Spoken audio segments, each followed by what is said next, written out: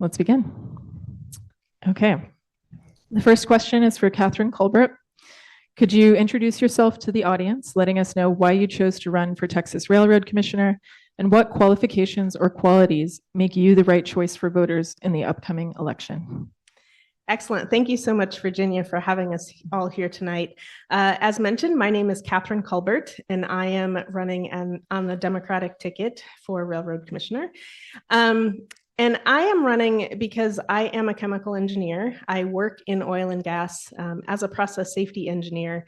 And that means I spend my days being proactive in making sure that the company I'm working for is following all the rules.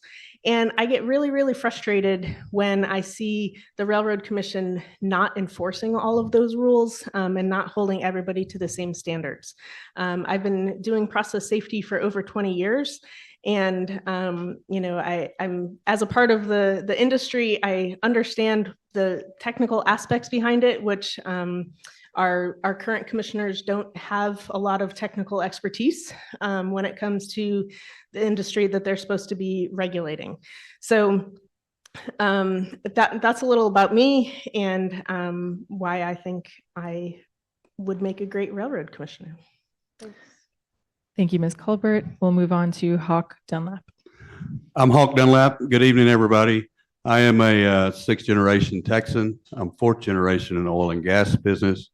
I started my oil and gas career in 1991 while I was a student at Stephen F. Austin State University. It was just supposed to be a summer job. 34 years later in over 100 countries, I'm still working my summer job. I've basically worked in the well control niche of the oil and gas industry. I've snubbed pipe. I've worked on workover rigs. I supported myself in college driving vacuum trucks at night, hauling salt water to disposal wells and setting frac tanks. And then I got into well control, oil well firefighting, blowouts, critical well intervention, special services. I formed my own company in 2020 based out of Singapore.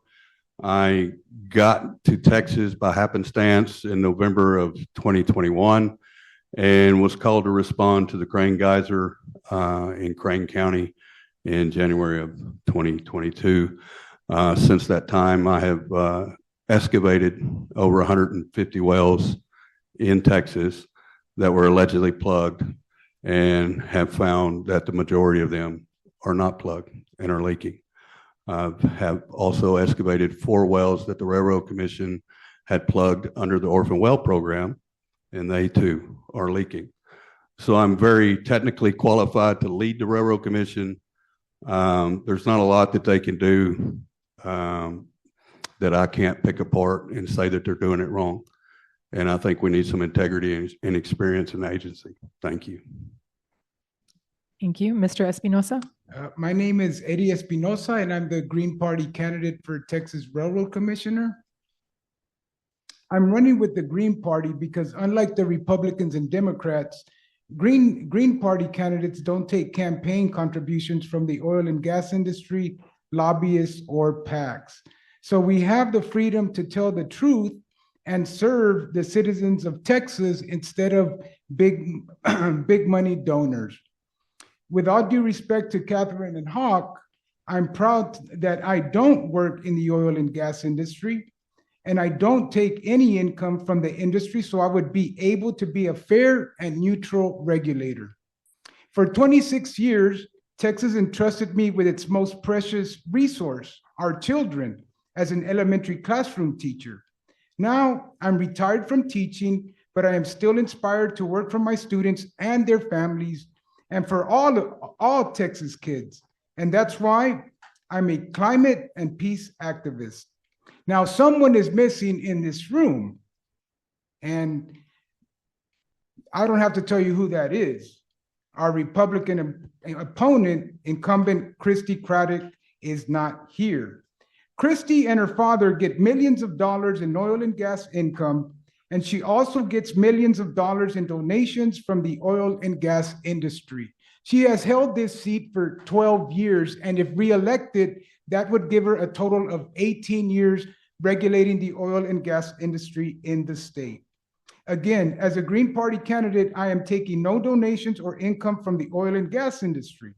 You can trust me to work for you and your family and protect the ecosystems that surround us and protect the fresh water sources our Texas communities depend on. Thank you, Mr. Espinosa. We'll start with you on the next round as well.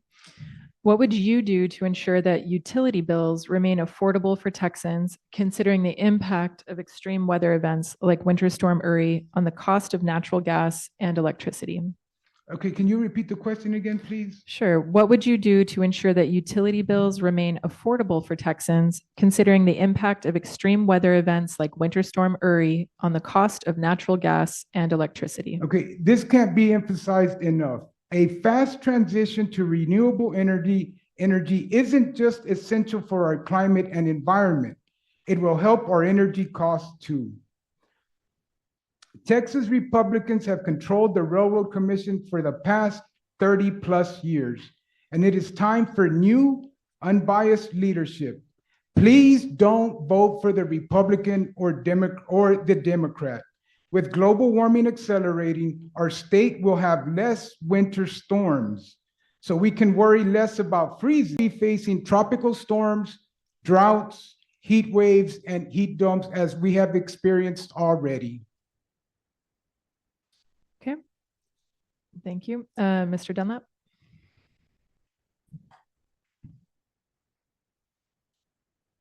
As a railroad commissioner, it is my job to get the product from the well site to the end user. As in Winter Storm Uri, a lot of that because of winterization, people didn't properly winterize their transmission systems. Wells had to be shut in, compressors froze. It was a whole debacle.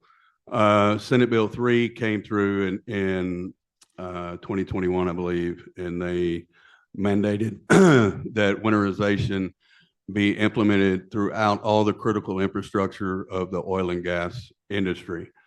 It will be my job to ensure that these pipelines are open to get to the end user and that they're properly winterized and that we do not have any downtime or any disruptions in service from the Railroad Commission end of it.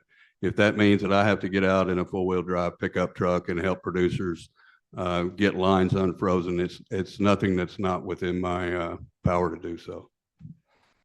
Thank you, Mr. Dunlap. Ms. Culbert? Yeah, so addressing the cost that has been passed along to Texans, specifically from Winter Storm Uri, we have this wonderful thing in Texas called securitization. And that means when all of these gas companies had to pay exorbitant prices because of the gas supply, which there are still lawsuits pending about that gas supply and whether there were artificial forces at play there. But anyway, besides that, the gas companies just went to the Railroad Commission and said, hey, we had to pay a lot of money and we don't want to have to pay this, so can we pass it along to our ratepayers? And the Railroad Commission said, yep, and here, make sure you add a profit onto that as well. So that's the fee that you're paying on your gas bill every month for the next 20 or 30 years. And so we need to, again, hold these companies accountable. Hey, let's look at the price of doing business here, right? If you're gonna have to pay those exorbitant fees, why are the gas companies raking in all these profits and they're not having to pay anything, but yet they're the ones that are apparently creating this scarcity of the product. So we need to really look at the whole supply chain and make sure that we're holding all of the companies accountable and not just blindly passing everything on to the consumer. It happens with rate increases all the time that companies will go to their local city councils and the city councils will vote on a rate increase and say, nope, we don't want that. We're not allowing this. And the companies then just go to the Railroad Commission and say, hey, we need to raise rates. And the Railroad Commission passes everything with no discussion. If anyone has watched a Railroad Commission meeting, the one yesterday lasted 24 minutes of business. Like, that's how long they take to discuss this. Okay, we'll start with Mr. Dunlap next. What will you do to make the commission's actions more accessible and understandable to the public? Well, first of all, in the public comment section, I give you my word, I will not be a horse's ass like the Three Stooges that are currently in the office. Transparency and letting everybody know what the commission is doing. These backdoor meetings, that's out. You know, these what we have yesterday, like, 300 and something action items that were, gone through in 20 minutes. I'm going to have questions. I ask lots of questions. For instance, you're going to give an extension to an idle well that's been idle for 12 years. Why is this well idle for 12 years and why are we extending it? We need to plug it. And these questions are not being asked. And all of these things are being hashed out behind closed doors between the chief of staffs for each commissioner in little rooms during the month when they bring up these topics. I will TikTok live some of these meetings if I have to keep the public informed.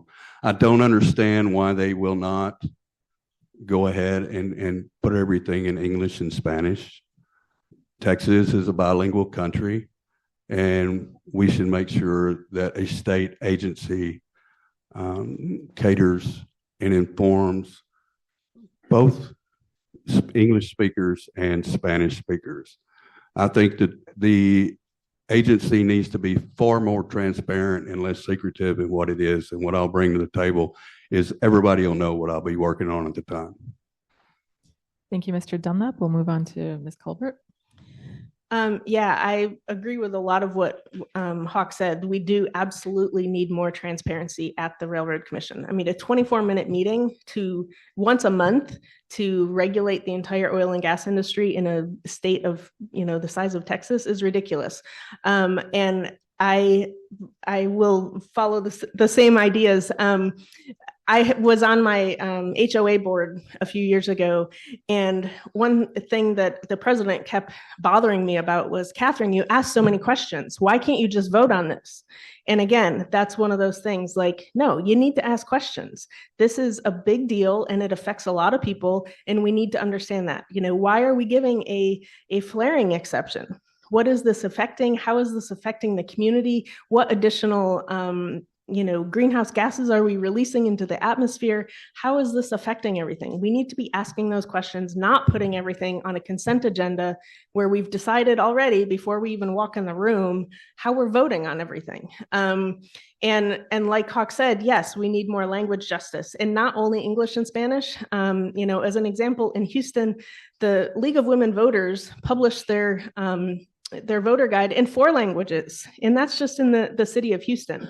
Like, why is the government not following that same example and allowing everyone that is affected by the oil and gas industry to really understand what's going on and how they are being affected by this? The other great thing is, the railroad commissioners, you only see them in Austin. Like they don't get out much. We really need better coverage. The state's really, really big, and there's a whole lot of oil and gas operations in a whole lot of places other than Austin.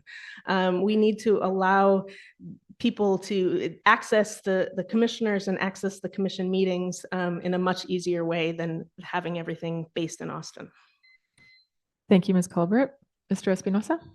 Just as was mentioned, I'd like to see the commission be 100% transparent, with all meetings live streamed and open to the public. The public should be able to make comments remotely. That way people that live in El Paso don't have to drive out here to Austin. All information related to the Railroad Commission should be posted on the commissioner's website in both English and Spanish.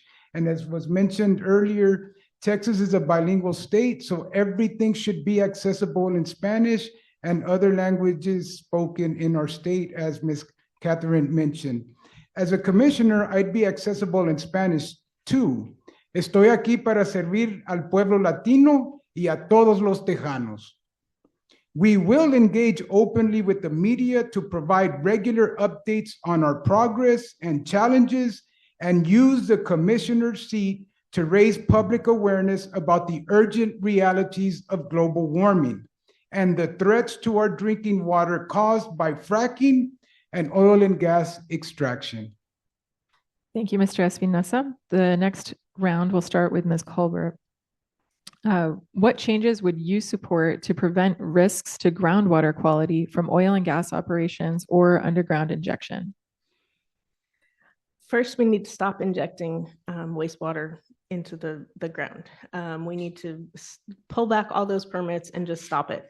Other states have already done this. We look at Oklahoma, what they did, right? They were having issues with seismic activity, and they studied it and figured out how to solve it. And they have essentially gotten rid of that issue.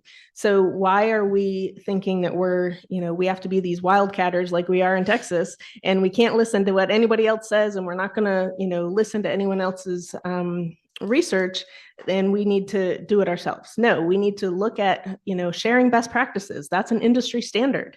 And we need to look at that. We need to look at ways of reducing the amount of water that we use in our fracking operations to begin with, and then look at how we can recycle and treat that water to reuse it either in those operations or for other uses, so that we are not contaminating our groundwater. This, once one drop of contamination gets in an aquifer, that whole aquifer is contaminated, and that's not acceptable. Water is definitely a thing that we all need as humans, and as all the animals around the state need it as well for ranching and everything else. So we need to protect our water, and we need to do whatever is possible to make sure that we are not threatening any of our groundwater and our drinking water across the state. Thank you, Ms. Culbert. Mr. Espinosa? The Green Party is the only party calling for a ban on fracking. So Ms. Culbert will say that she doesn't support fracking, but President Harris has clearly stated that she supports fracking.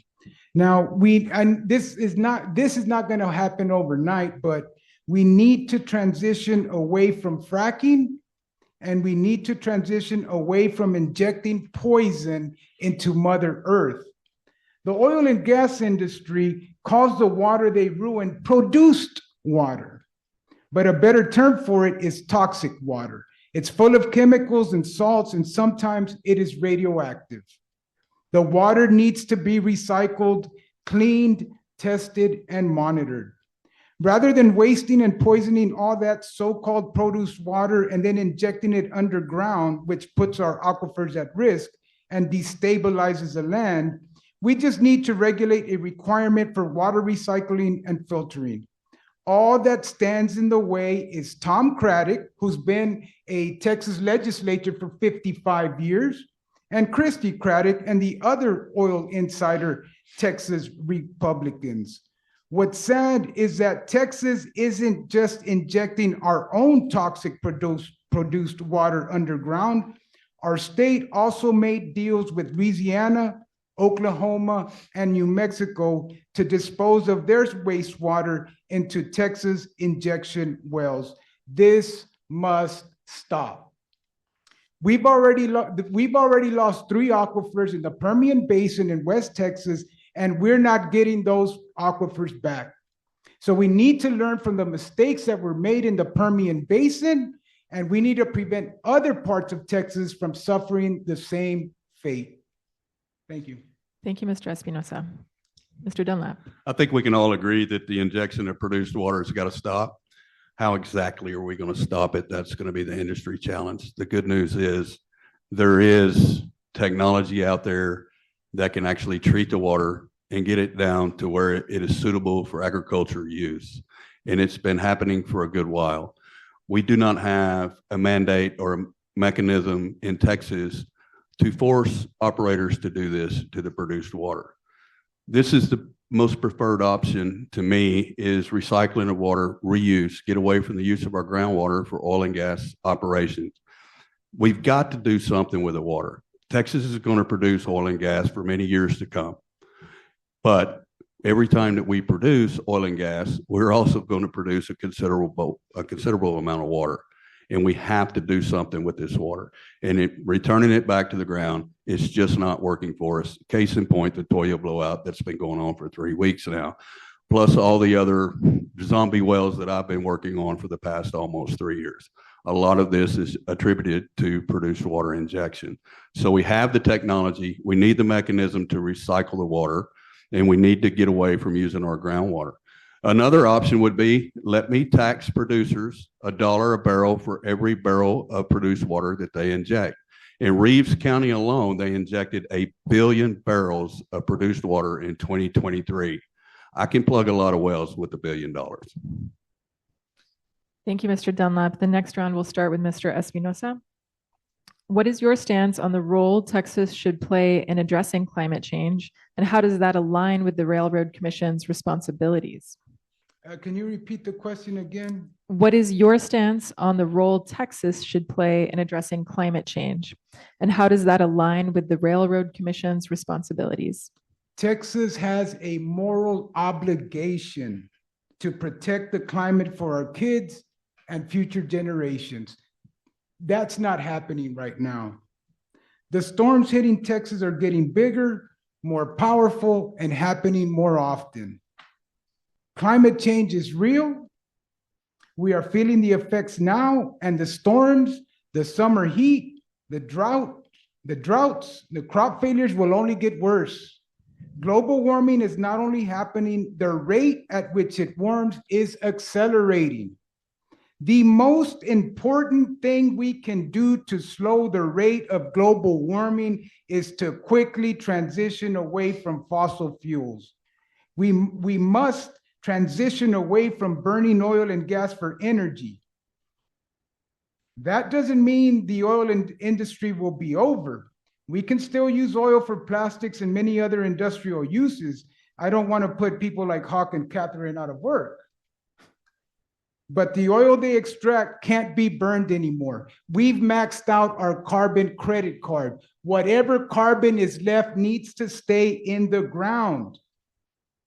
Now, the seriousness of global warming, don't take it from me. Take it from climate scientists like Dr. James Hansen. And we need to listen to his warning. And the climate scientists have been warning us for decades to get off of fossil fuels. And Texas is one of the biggest emitters on the globe. And this needs to stop. Texas needs to stop being part of the problem and start being part of the solution. We need to inspire others to clean up the environmental messes, not only here in Texas, but also in other parts of the United States.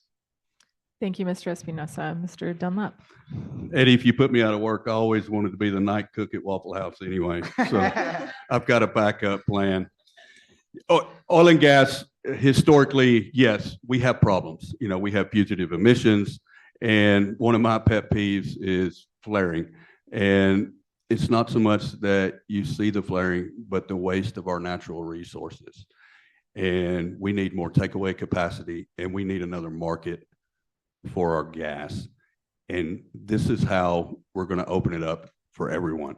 We're going to lay some more pipe in the ground. We're going to get it down on the coast. We're going to cool it off. We're going to put it on ships, and we're going to give our oil and gas producers another market in which they could sell their goods. On the operational side of oil and gas, we have fugitive emissions that are rampant. I cannot drive down a road and look at a well without seeing with my naked eye, we have leaks, we have issues. And it is amazing that what you can do to fix some of these fugitive emissions with a roll of thread tape and a pipe wrench. And a lot of operators don't do this, some because of laziness, but we don't have the enforcement. And we don't have the Railroad Commission inspectors that can drive through a field and figure out this is leaking and this can easily be fixed. And so we're going to write a report and we're going to send it to Austin and we're going to give them 30 days. When a simple phone call to an operator, hey, well, such and such is leaking, please come out and fix this right now. And that's how the oil field should be. We should be able to fix things with a phone call without having to wait 30 days, without a hearing with an ALJ. A simple phone call, a little bit of thread tape, and a pipe wrench can fix a lot of these problems. Thank you, Mr. Dunlap. Ms. Culbert. I want to address the first part of your question about how Texas can help address climate change. So one thing that the Railroad Commission doesn't want things like battery storage. I don't know how many of you noticed, but this past summer, we did not have a whole lot of days from ERCOT where they said, hey, can you guys help us in conserve? Why is that? Because we had a huge battery storage plant go online. And guess what? That helped us. So let's look at those other options, other things that are happening, and they're already happening around the state. We just need the Railroad Commission to stop being a cheerleader for the oil and gas industry and stop being a major supporter of the oil and gas industry and instead regulate it. And they need to be, like Hawk said, they need to be looking at all those lines and getting rid of everything. Just a couple weeks ago, NASA's Jet Propulsion Lab released a new instrument that they flew around Texas, and they were just doing a test, and they found one leak that was releasing over 900 pounds of methane an hour. Like, that's crazy. And, you know, I brought it up to the Railroad Commission yesterday, and Wayne Christian, instead of, you know, saying, oh my goodness, that's something we really need to address, tried to bully me and was instead talking about the medical industry. So this is how they're just burying their head, and we really need the railroad commissioners to get their head out of their sand and address this. Thank you, Ms. Culbert. The next round will start with Mr. Dunlap. What changes could the Railroad Commission support to ensure that royalty owners and the state comptroller's office receive accurate payments from oil and gas operators? I can be sitting in Houston, Texas, and we have the technology and the data acquisition. I can watch someone drilling a well in the South China Sea in real time with real data. Now, why haven't we incorporated this into our production side to record the actual gas that's produced, to record the actual barrels of oil that's produced, to actually record the amount of produced water that's being produced, and to record the actual amount of produced water being re-injected? Everything has been self-reported up to date to a certain point. Self-reporting only works on the golf course, and that depends on who you're playing golf with. Self-reporting no longer works. We have the data. We have the systems and the technology that we can mandate to install so that we can get better data, accurate data, and we can plan accordingly. And so that everything is being reported above the table. And nobody's sneaking in with a vacuum truck in the middle of the night, taking 30 barrels here, taking 30 barrels here, and putting in Uncle Joe Bob's tank over there. And then Uncle Joe Bob's getting a check for selling 130 barrels of oil. This is going to keep everybody honest. Thank you, Mr. Dunlap. Ms. Culbert. Yeah, the whole idea of self-reporting is ridiculous. We have self-reporting for volumes that we're producing. We have self-reporting for the venting and flaring that's happening. We have self-reporting for basically everything in the oil and gas industry. And it was funny, if you watch the Spectrum News story that came out last week, Commissioner Craddock said, oh, well, you know, industry moves a lot faster than regulators. And I say that's a bunch of bull. Our regulators need to be moving at the speed of industry, if not faster. And, you know, like Hawk mentioned, there's technology out there. So it's not like we need to invent a new wheel. We just need to follow that technology and use it to make sure that we are holding these companies accountable. These companies are making billions of dollars every year, and they're saying they can't afford any new technology. Come on. Like, that's ridiculous, and we need to hold them accountable and make them pay to upgrade their system so that we can charge them appropriately.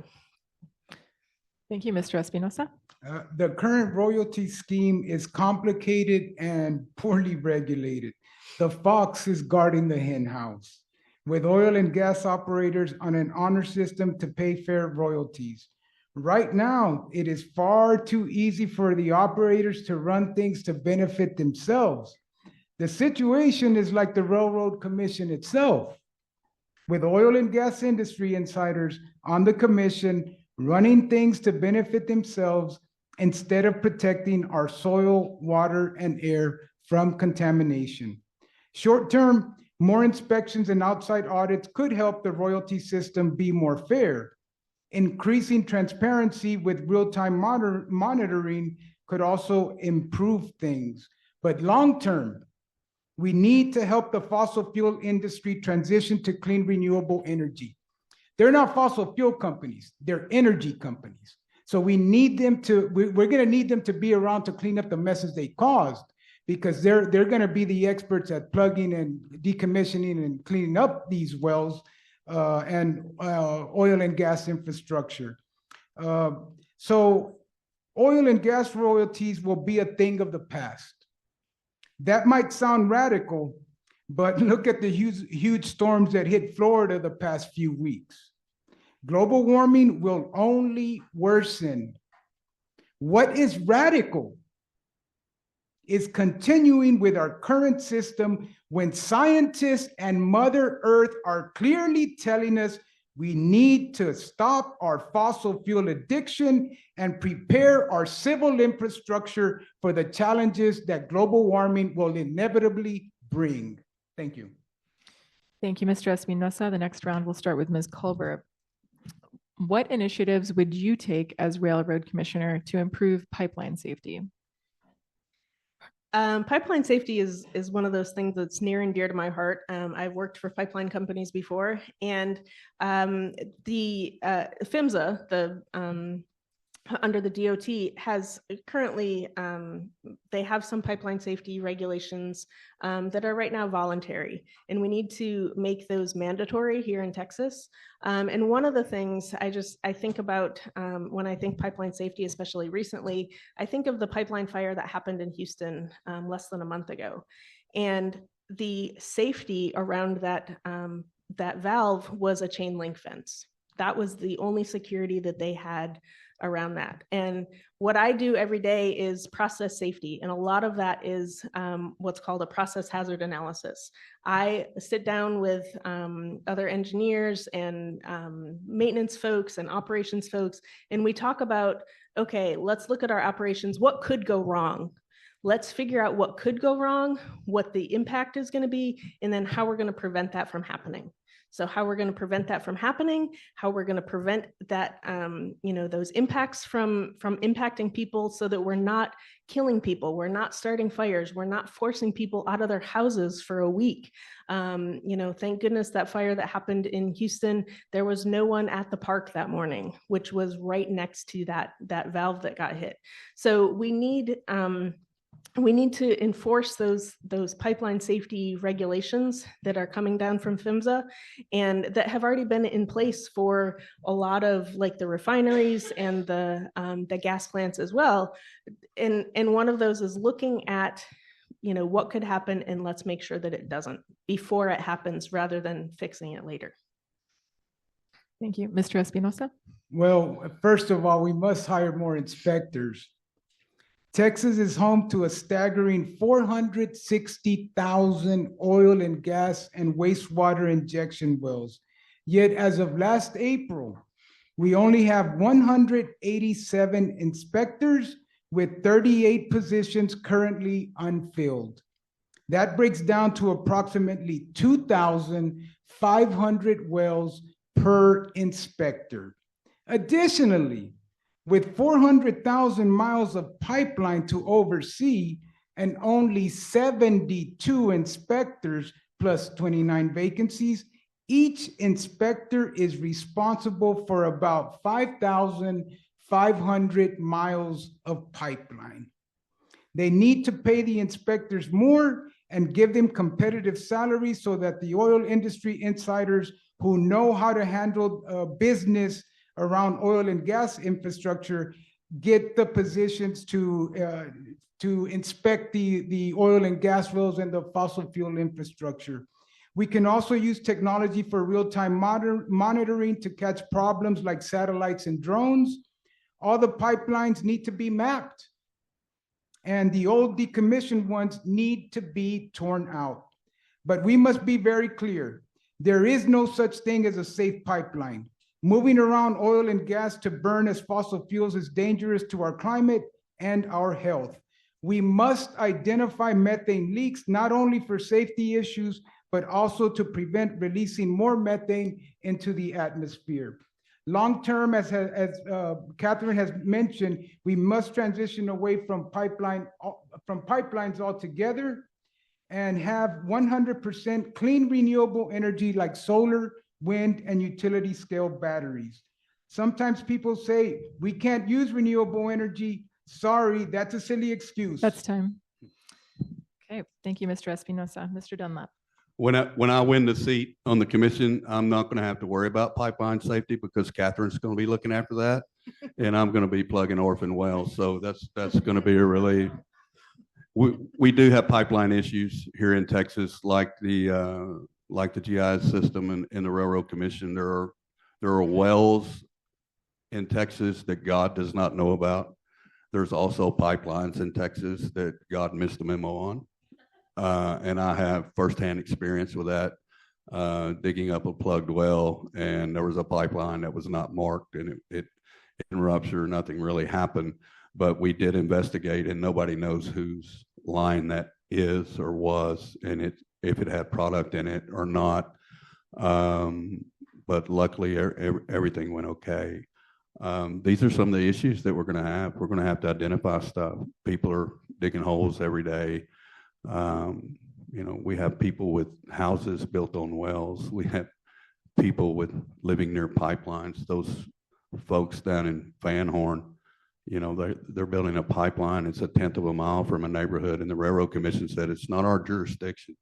Horse hockey, if somebody in Texas comes to me and says, I'm worried about a pipeline, that's my jurisdiction, and I don't care who's putting it in the ground. I'm going to look after it for the people of Texas. Thank you, Mr. Dunlap. The next round will start with Mr. Espinosa. And just a reminder for the candidates that we do have Spanish interpreters online. And so if you can speak a little more slowly, that will help them to interpret in real time. So this next question is, how can the Texas Commission on Environmental Quality and the Railroad Commission better coordinate to protect public health and air quality near facilities or activities the Railroad Commission authorizes? I propose a reorganization of the Texas Commission on Environmental Quality so that they'd have an office specifically dedicated to monitoring the energy industry, and that office would work hand in hand with the Railroad Commission. The TCEQ is currently organized into these divisions: air, water, waste, and compliance. When it comes to energy, those topics are all intertwined. The energy industry creates waste and pollutes our water and air. The TCEQ should be doing a lot more to protect our environment and public health. Just like the Railroad Commission has been politicized and taken over by Republicans who are industry insiders, TCEQ has been overly politicized, and it needs more scientists and neutral experts in leadership positions. Thank you. Okay, thank you. Mr. Dunlap. The relationship with the Railroad Commission and TCEQ is a extremely strange one because I really want to be nice and my mom's watching. Case in point is I got a call from some people in Reeves County the other day, and they were getting 10 parts per million H2S readings in their house from a tank battery that's 300 yards away. And so they report it to the Railroad Commission, and because their house is 300 yards away, they said, no, that's TCEQ. So both agencies are dropping the ball and not serving the citizens that are paying them to look after these things. The same thing goes for Lake Beamer. The same thing goes for Lake Craddock. If your septic tank runs over, TCEQ is happy to drive out and write you a ticket. Yet we have all these problems out in West Texas. We have leakers in East Texas that we can't find a source for, and neither agency wants to respond. Somebody is going to have to get elected. Somebody is going to have to be in a position to put their foot down and say, we're not taking this anymore. And somebody's going to have to take the bull by the horns. And it doesn't matter which agency, but somebody's going to have to take the bull by the horns and start leading these people in the right direction to work for the people of Texas and to be of service and to do their jobs as a civil servant. I don't think there's any silver bullet solution. Both agencies are failed, and they have failed the people of Texas. Thank you, Mr. Dunlap. Ms. Culbert? Yeah, it's tough to follow that one. Yeah, the TCEQ and the Railroad Commission, it's so crazy how if you call with, a complaint of something, the first question is, oh, well, is this, because something smells bad? Oh, that's not us. That's the you need to call TCEQ.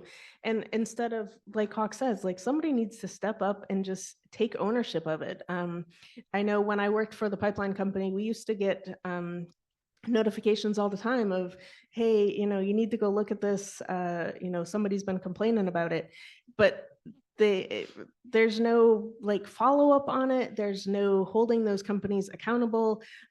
Personally, I would rather have TCEQ kind of take the horns because they have bigger fees and bigger fines that they can hand out. So, again, we need to be hitting these companies where it hurts in the pocketbook. And right now we're not, and especially with things with the Railroad Commission, their fines are so minuscule, it's not even a rounding error.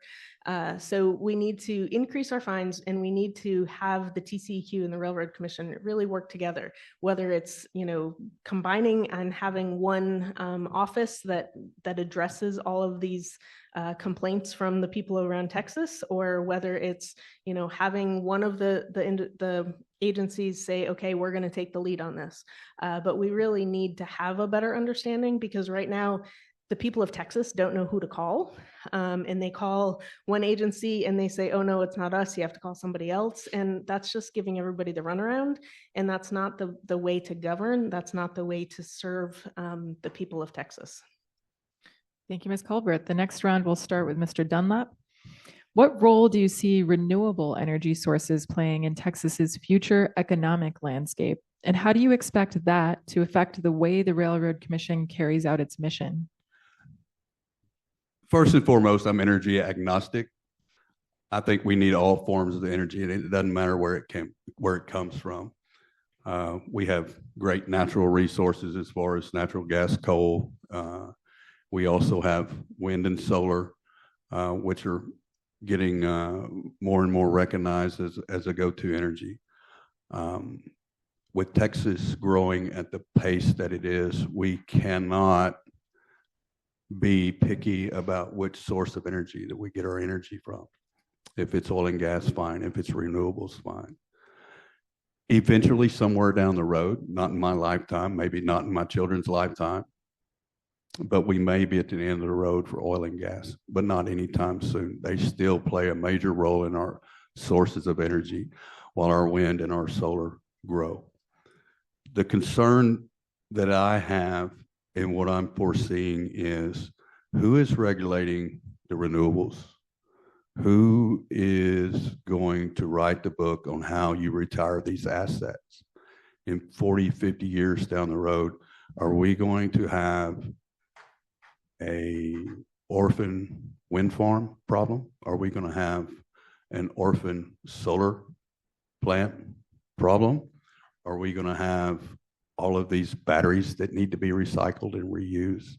I think this needs to be included in what I'm newly going to name the Texas Energy Commission instead of the Railroad Commission.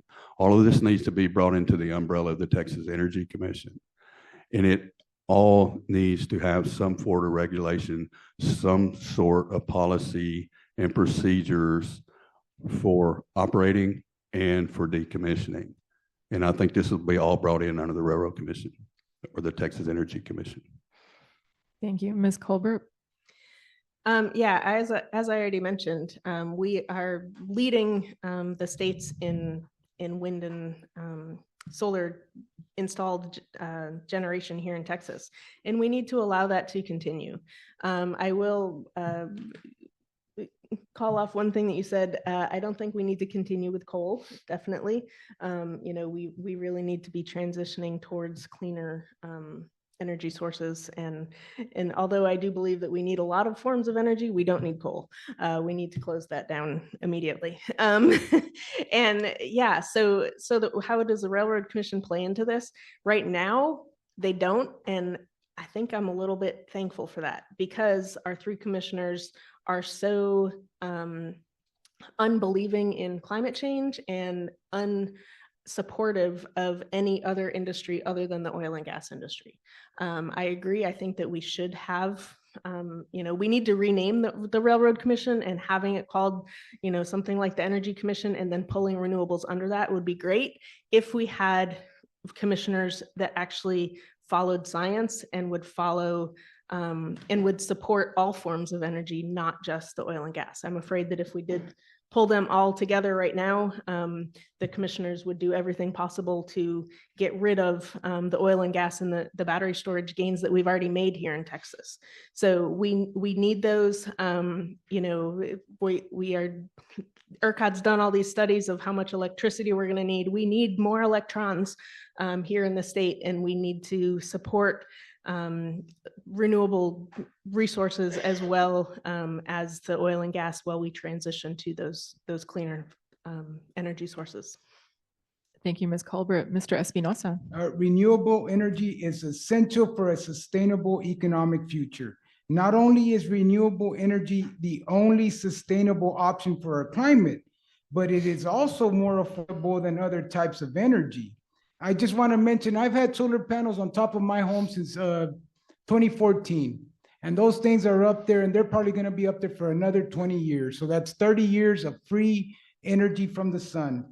Now, we need a fast and just transition to clean renewable energy, like as was mentioned, wind, solar, and utility scale batteries. Those have been a very pleasant surprise.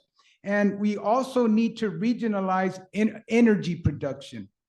We also need to push for energy efficiency and conservation, and push for public service announcements reminding Texans to be more mindful about their energy use. So for example, getting a smart thermostat for your air conditioner that conserves energy during daytime hours when you are not home. There are lots of small and easy changes we can make towards energy conservation. And I need to mention this one thing. We must cancel the export LNG terminals along the Texas Gulf Coast, and under no circumstances should we get the global South addicted to Texas methane. But we're going to have to make the big change. We're going to have to transition off of fossil fuels and move to clean renewable energy to have a healthy climate for our kids and future generations. Thank you. Thank you. We're moving into our last round, and we'll start with Ms. Culbert. What is your vision for Texas's energy future over the next 10 to 20 years? And what role should the Railroad Commission play in achieving that future? So building on the last question, I think we need to be looking at transitioning to cleaner energy forms and getting away from things like coal. Over 10 years is it seems like it's really short, but it's kind of a long time until, you blink an eye and then we're there. So we need to be developing all these new technologies and working with companies to have that transition. And we know that fossil fuels are a limited resource. So we can't say, oh, we're just gonna, count on natural gas for the rest of our lives, because it won't be there forever. So we need to look at other ways of producing energy. We need to be looking at the transition to clean energy so that we are helping the climate, helping us here in Texas to have less health consequences and things like that. And so 10 years, my vision would be we're done with coal. All the coal plants are closed here in Texas, and we have completely transitioned to renewables for our energy needs. And then we still have oil and gas that is supporting other third world countries that still need energy sources, and other forms of products that we get from the oil and gas industry. Thank you. Mr. Espinosa? Yes, the Railroad Commission should, like Hawk mentioned, the Railroad Commission should be renamed the Texas Energy Commission. The responsibility of the Texas Energy Commission should be to transition Texas off fossil fuels to clean renewable energy and utility scale batteries. Also, we would coordinate with the state legislature and executive branch to promote energy efficiency and decrease our energy demands. So for example, going to a 4-day work week with no loss in pay. Fridays would just be added to the weekend, and who doesn't want a 3-day weekend? We think a lot of people would enjoy that, and it would be good for Texas families. Also, we need to weatherize homes and businesses. We need to drive down our energy needs with smart, simple policies. And as I've mentioned before, we need to localize and regionalize energy production in Texas. We are too reliant on long-distance transmission lines, which are sure to fail in periods of excessive heat for extended periods of time. These transmission lines will be under a heavy load due to air conditioner use and be exposed to high temperatures. In 20 years, we can be living in a healthy Texas, or it might be an unlivable Texas. The choice is yours. Please do not vote for the corrupt Republicans or Democrats, which have both shown they value money over saving the planet for the future of our children. I ask for your vote for me, and I urge you to support the Green Party because it is the only political party that says no to big donors and yes to people, planet, and peace. Thank you. Mr. Dunlap. The bad news first. The agency has failed. They have failed Texans. The good news, there's still time for us to turn it around. When you start talking about a 10-year plan, a 20-year plan, working with the legislature, it's probably going to take us 10 years to turn the agency around and make it what it used to be, what it once was. To actually get the pay requirements up to higher experience, to actually pay people at the agency who are doing a good job, who are working with their hearts, to actually pay them the salary to stay, to keep retention, to weed out the people that are just there for a paycheck and the state benefits. It's going to take us 10 years working with the legislature, probably just to change the name. These are the challenges that are ahead of us. It'll take us 10 years to be able to get legislation, to be able to make rules, to deal with our produced water. It's going to take us 10 years to get operators and to get our orphan well problem under control. Now, the very good news is, after that first 10 years of pain and suffering, the Railroad Commission or Texas Energy Commission could once again be a leader globally in regulation and enforcement of the rules and regulation of energy. And I see that vision, and I know it can be done. It's been done in other places around the world, and I know that it'll be done in Texas. Okay, well, with that, we've now concluded our candidate forum. Thank you to all of the candidates who came out tonight and answered all these questions. And thank you to our attendees who joined us in person today and online. Thank you. Thank you to the Thompson Center staff for getting us set up. And thank you to our interpreters online, helping us get the Spanish version on our Facebook Live. And finally, thanks to all of our commission shift staff who came from El Paso, Eagle Pass, San Antonio, Houston, Austin, and Laredo to support the event today. We encourage everyone to continue to learn about the Railroad Commission, and most importantly, make sure you get out and vote. Tell your friends, tell your family. Thanks again. Take care.